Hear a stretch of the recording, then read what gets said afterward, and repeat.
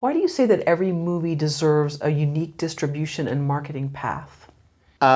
Because I fundamentally believe that every film is different, every filmmaking team is different, and those are the two main aspects that then affect that every film has a different audience. Every film has different ways to connect with audiences. Very importantly, every filmmaking team will have different goals. They'll have different sets of resources.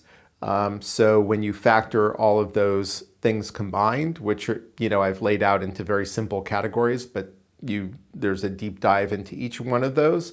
But when you factor each of those aspects, you always end up with a different plan. And I've never seen any film replicating another film's plan, and I've worked with hundreds of filmmakers over the last 10 years. And there's never, ever plans that are carbon copies of each other, or even close approximations of each other. There's always differences, always. So, and that's a benefit in a sense, because if every film was the same and everyone had the same goals and the same audiences, all those audiences would, be too. It just wouldn't. It wouldn't work. The system couldn't function. So that's, and to me, that's the challenge for filmmakers is to understand that that's the path they need to find. And that's what I enjoy helping filmmakers find, is that path. Why does every filmmaker think that they're a unicorn within the film world? I don't think every filmmaker thinks that anymore. I think they did at one time, but I don't think, and I think there's still a decent percentage of that going on. I think there's a few reasons for it. I think you have to be eternally optimistic to be a filmmaker, because you couldn't, being a filmmaker and everything you have to do in order to complete a film is so difficult that if you weren't optimistic, you would stop. And I think, so maybe there's lots of filmmakers out there that aren't optimistic and they don't finish, because if you're not optimistic, it's too tough of a road to finish. So I think innately, it's one of the key qualities of being a filmmaker, either a director or producer, or someone on the team has to be optimistic. Ultimately, probably all of them do on some level. And so when you have that optimism, you're thinking positively about what's going to happen with your film. And so I think that's part of it. I think, and this is the topic of what I'm writing about in my newsletter next week, is I think there's, within the film ecosystem, even though this knowledge has been around for at least 15 years, if not longer, that not every film can be satisfied by a traditional acquisitions model. In fact, these days it's maybe a couple percent, maybe, if we're lucky. Like, say in a good year, it's 10%. You still have 90% of people who aren't satisfied by an acquisitions model. And these days, with the system as broken as it is, it's probably 1 or 2%. And even if that, to be honest. But the ecosystem, and you see it now that financiers are seeing, oh my God, these films aren't selling, they're not investing in films. So it makes investment harder. And so there's a incentive within the film industry to think that everyone's a unicorn, in a sense, that everyone's going to sell, that financially all films will be fine, or any film that you invest in, there's going to be a wonderful distribution path for that film. Because if there wasn't, then people wouldn't invest. If you're in an equity finance dependent model, which I don't think we should be completely in. But, and that's part of the reason the industry is hurting now, and why when you read things of, oh, if sales pick up, then those rising boats lift all boats. Because it gives that sense of optimism in the world. So that investors will think, oh, everything's becoming successful, so we'll have a shot too. But if nothing's selling, like not this year's, but last year's Sundance, when maybe 2 or 3 films sold, investors are going, nothing's selling, so I'm never going to make my money back. And that hurts investment. So I think just to shorten that, I think there's a motive within the industry to have this Pollyanna attitude. And then thirdly, I think the problem is and this is what my next newsletter hopefully is going to be about, and if it's not the next one, it will be coming up, is about film education. And that's not just, I think finally the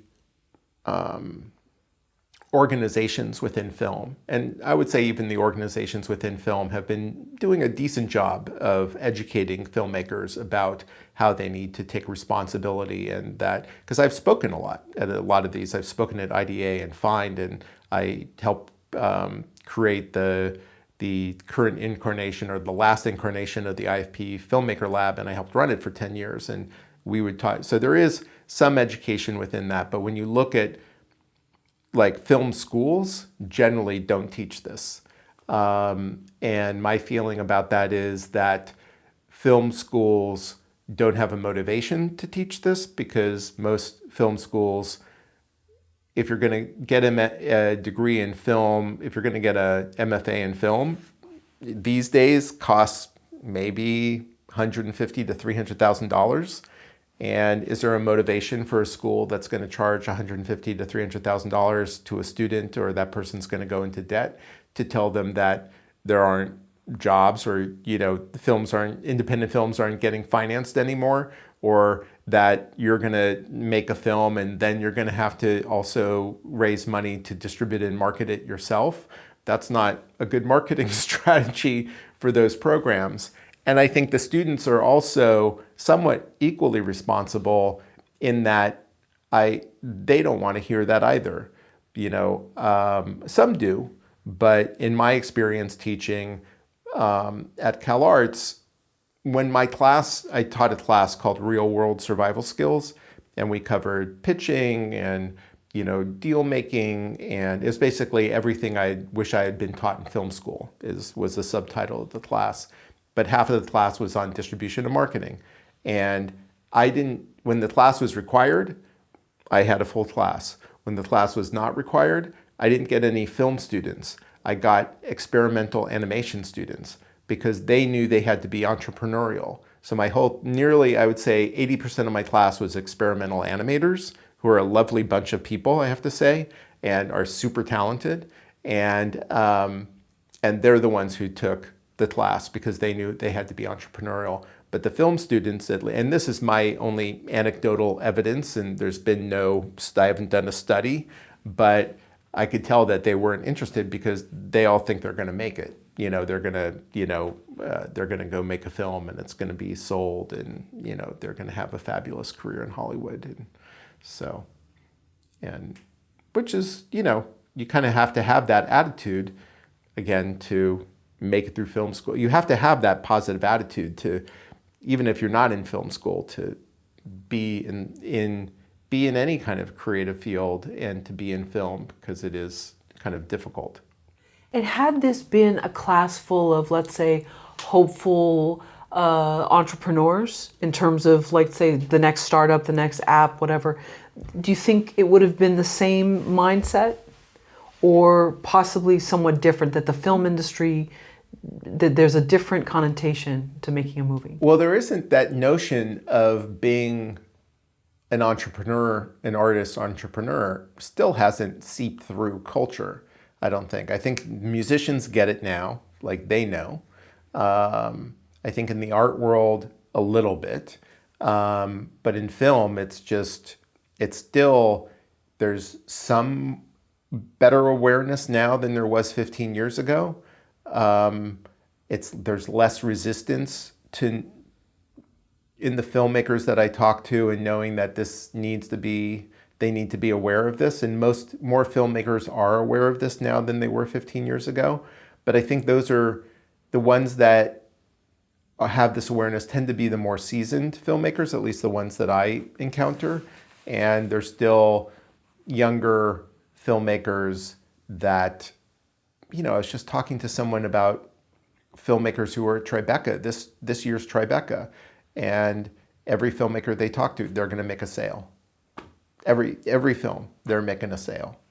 And it's like, well, I hope you have a plan B as well, and that's come up in our discussions and that's actually, I've never done this before, where I've done kind of like what's called outbound marketing, where I email people at festivals to say, hey, this is who I am, this is what I do. Do you need some assistance creating a plan? Because I usually feel that it takes a while for filmmakers to kind of get to that point. And I've also never, I'm not really, even though I know about marketing, I never really market myself much. Well, that's not completely true. Here, I'm marketing myself right now. But I've never done that before for some reason. And now in retrospect, I talked to a friend of mine who does similar work. And I said, I'm thinking of starting to do this. And he said, I thought you always did that. And but I'm going to do it now because it's just come up like that every film going into a festival now, into their premiere festival, should know that they need a plan for their film. And they should, and I've been saying this for a long time, but it feels like it needs to be said that much more now, that maybe you'll sell your film if that's what you want to do, and maybe that's going to meet your goals. Maybe, probably not, but you should at least be prepared with an alternate plan and know that there's a plan, so you have something to weigh that sales option against. And because I think a lot of filmmakers still, and I know this from talking to them, haven't really still thought about what their goals are with distribution, and understand that the producer might have one goal, the EP might have another goal, the director might have another goal, and that they have to come together to unify, they have to come together to determine what that one goal is. And they have to weigh what their options are against how do they achieve that goal. And to me, that's the fundamental, if there's one fundamental, besides the fundamental notion of every film is different and every film needs its own distribution plan, the other fundamental idea is that you should weigh all of your distribution and marketing decisions against what that one primary goal that you have for your film's release. You've said that for many independent filmmakers, their plan B actually ends up becoming their plan A. Mm-hmm. Can we talk about that? Yeah, I mean, I actually think many filmmakers would be better off with their plan B being their plan A, to be honest. And so plan A is what, for what people have talked about a plan A for the last 15 years, is that unicorn. Like you go to Sundance and you sell your film for $17 million to Netflix, assuming money was your goal, and then you've achieved your goal and you move on to your next film. That's plan A for most filmmakers.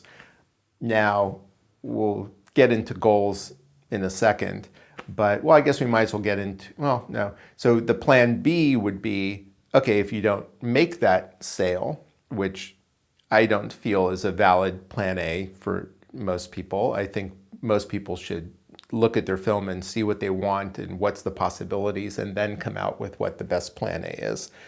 But traditionally, what's thought of as a plan B is what happens if you don't make a sale? How do you achieve your goal with what you have available?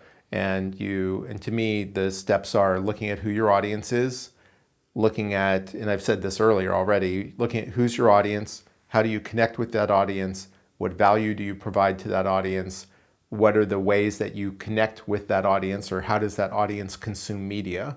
And you create the paths for your film through distribution to match your audience's consumption of media. And you do that all within what resources you have. and that's the plan B. And to me, the reason why plan B is better than plan A is because the fundamental aspect of plan B is your goal.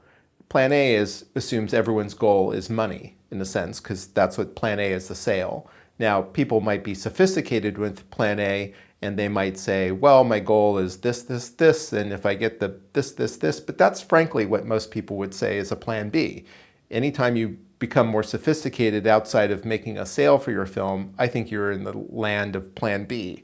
So what plan B does is, okay, here's your goal, and I'll just get into that now. For me, goals are one of four things. So it's money, career, change the world, or audience, just getting your film seen. And some people don't view that as a goal, but there's so many filmmakers that I talk to, and that's they made a film to be seen by an audience, and that's what they want, is they want their film seen by an audience. They don't, they understand that money's tough. Many people just come out and say, I didn't make this for money. A lot of films are supported by grants, etc. So picking one of those four goals is, to me, essential. And then creating a path. So plan A essentially satisfies one of those, which is money. Because it's hard, you're not necessarily guaranteed any of the other three if you go with a sale that is dominated by money, or a plan that's dominated by money. And it's pretty classic now that people understand that you sell your film to Netflix for a lot of money. Doesn't mean that they're going to promote it at all, they're going to market it at all, that many people are going to see it, that the algorithm will direct people to see it. It also, you can sometimes negotiate with a streamer to have an impact plan, but that doesn't always happen. And you have to make that choice if your goal is impact. And, it can help your career or it cannot help your career. These days, you sell a film to Netflix, probably will help your career. But I would say that if your goal, and I think filmmakers are wise to this now, that if they understand that these sales to streaming platforms don't satisfy all goals, and that they have to understand what they're doing when that happens. Yeah, I think you've said previously that Netflix is a tactic, not an actual goal. Yes.